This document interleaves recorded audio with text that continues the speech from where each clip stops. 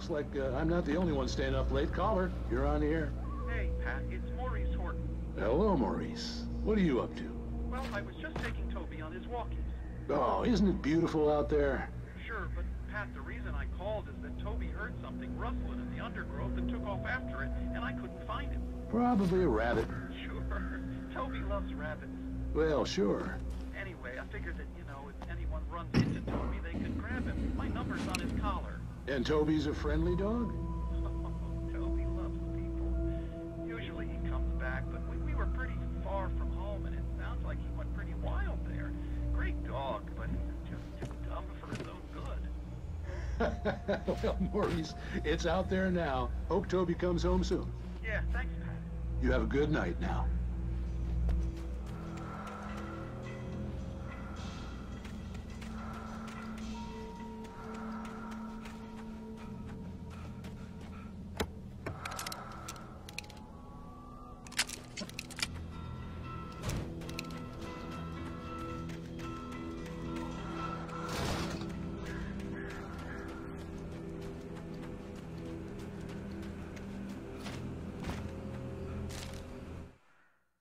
At first, I kept finding the pages as if by accident. The book I couldn't remember was either a terrible and true prophecy or an act of creation that had rewritten the world. I began to hunt the pages feverishly, for they held the answer to the mystery. With it, I could save myself. With it, I could save Alice. I stepped into the gas station's garage. It was dark and quiet. The place was a mess. It looked like someone trashed the place or that there'd been some kind of fight. Light spilled into the room through an open door at the back, and I made my way toward it. Without any warning, I was blinded by a bright light. An old portable TV on the shelf had come alive by itself. Impossibly, I could see myself on the screen, talking like a madman. "The cabin on Cauldron Lake?" she asked. The sheriff looked at me suspiciously. The early morning light flooded through the office windows. I would probably never have gotten out of the woods alive without her help.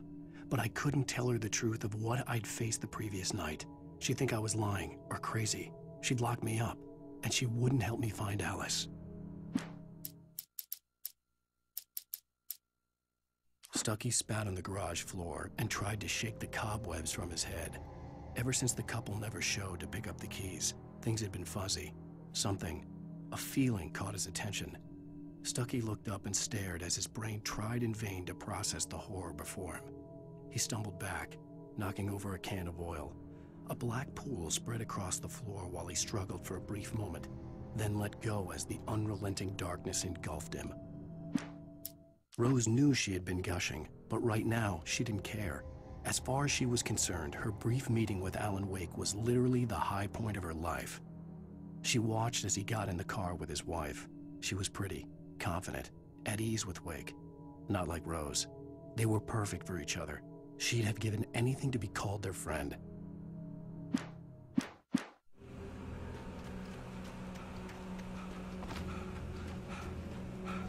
The gas station was closer now, its light welcoming in the darkness. Paul makes the best dogs in the state. Belly Burster is the best with no contest. Monster Dog is second best. The famous dog is...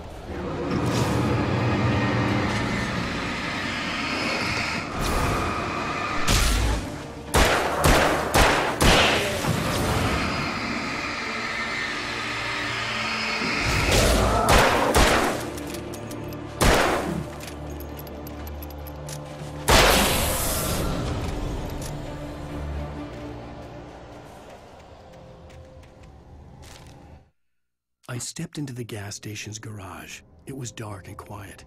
The place was a mess. It looked like someone trashed the place or that there'd been some kind of fight. Light spilled into the room through an open door at the back, and I made my way toward it. Without any warning, I was blinded by a bright light. An old portable TV on the shelf had come alive by itself. Impossibly, I could see myself on the screen, talking like a madman.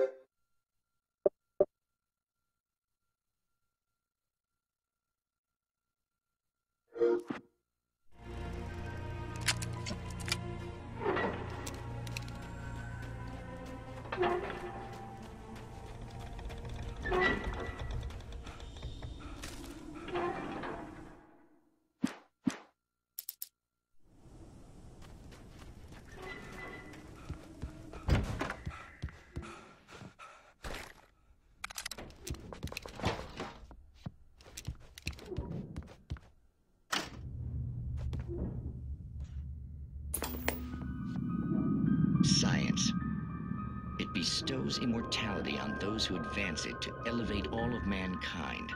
Newton, Einstein, Sagan, princes among men. But the price for such a legacy is steep indeed. In Night Springs.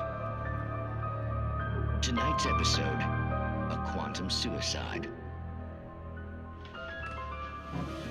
If our lives are already written, it would take a courageous man to change the script. Having called a press conference, Dr. Barclay Colvin is about to demonstrate that very courage. Ladies and gentlemen of the press, I am Dr. Barclay Colvin, and I'm glad so many of you could join me here at the Moorcock Institute. Tonight, I'm going to give a practical demonstration of the many worlds interpretation. As you can see, this is a loaded 9mm pistol. It shall be part of a thought experiment. And now, a real experiment, known as a quantum suicide. Did he say suicide? Is that a real gun? He's kidding, right? Please, stay calm. There is no risk. Observe what occurs when I place the weapon against my own forehead. Now, you might think this round is merely a dud. Not so. Observe the flower pot.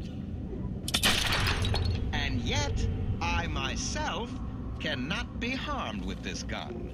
With each pull of the trigger, two new realities branch off. One in which the weapon didn't fire, and one where it did. With my machine here, I have ensured that this reality is always the former. I have bestowed upon myself quantum immortality.